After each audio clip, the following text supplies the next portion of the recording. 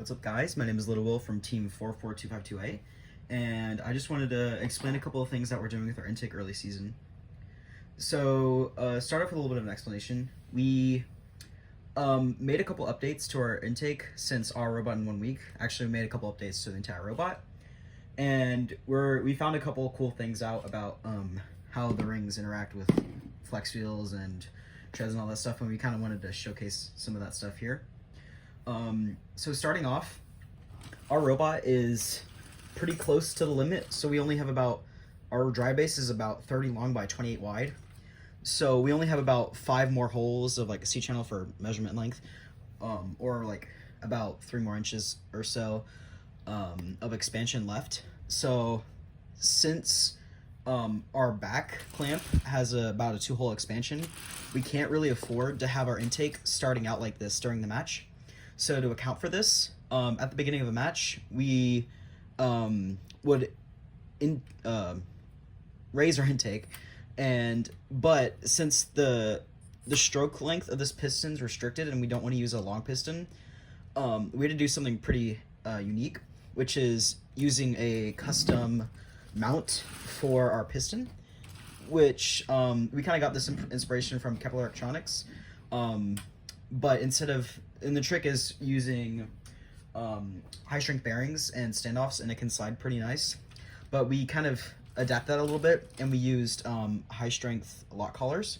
So as you can see, this can slide pretty freely, and it's pretty low friction.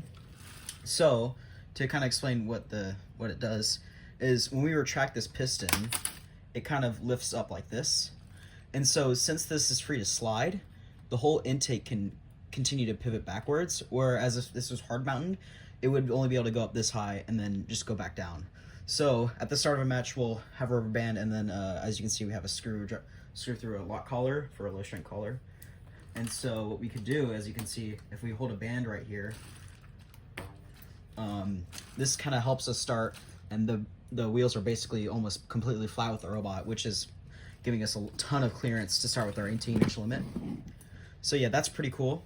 So to deploy it, we'll just reverse intake, and that leaves it up, and then we can just lower the piston.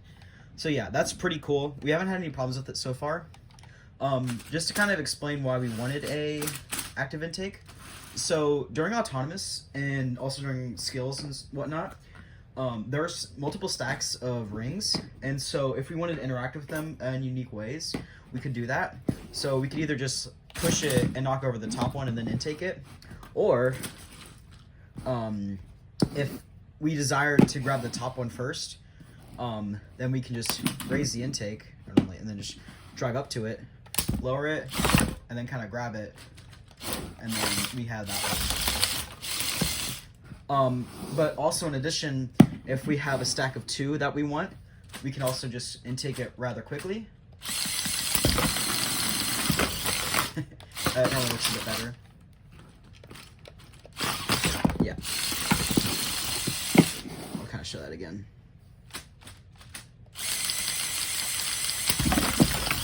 As you can see there, it intakes pretty cleanly.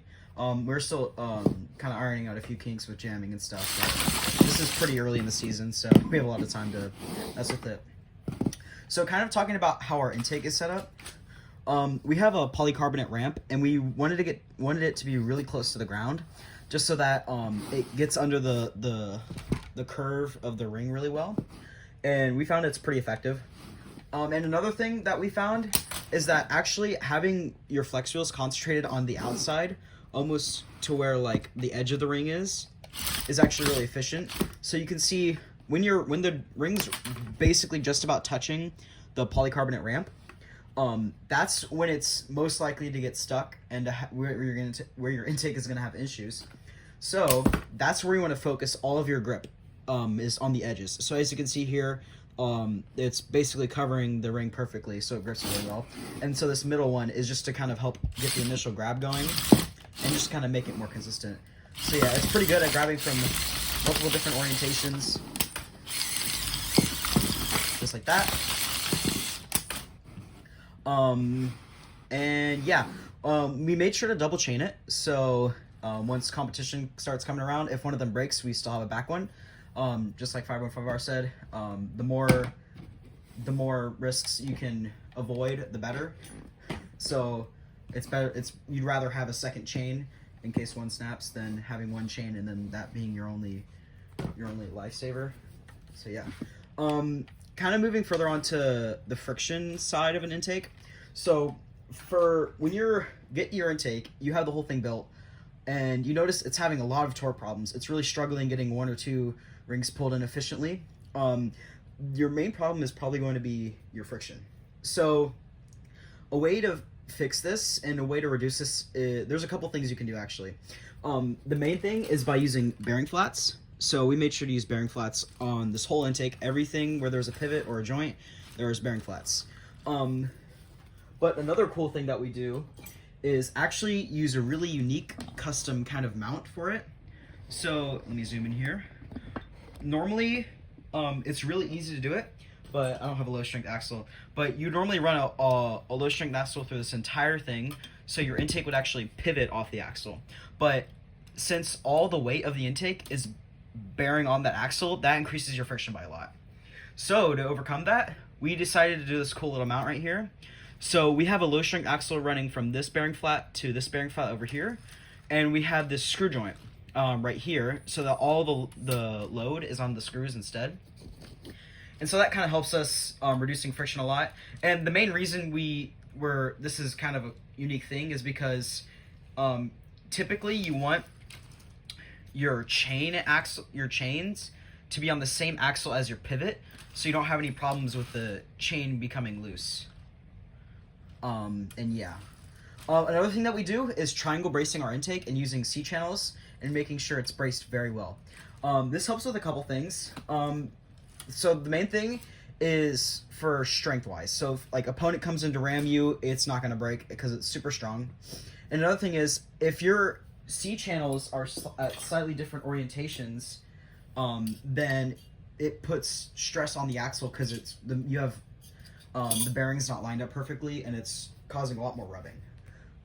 And yeah. One more thing to add on is we found that using just single treads isn't very good at grabbing the rings. So we decided to switch to a large tread backed by a smaller tread, and I'll kind of intake one here. And so what this kind of does is you can see when the large tread starts bending back, this second tread starts to support it, and that really helps just by grabbing the ring. So I'll kind of show some intakes real quick.